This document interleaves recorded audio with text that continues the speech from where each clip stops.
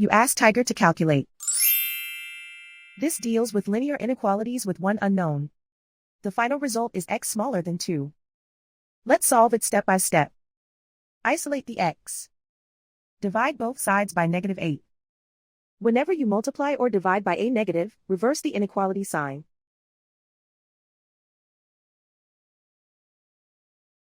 Cancel out the negatives.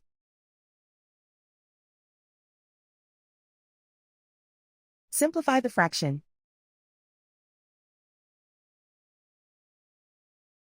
Cancel out the negatives.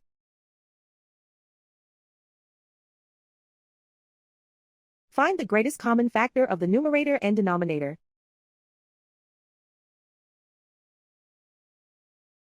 Factor out and cancel the greatest common factor.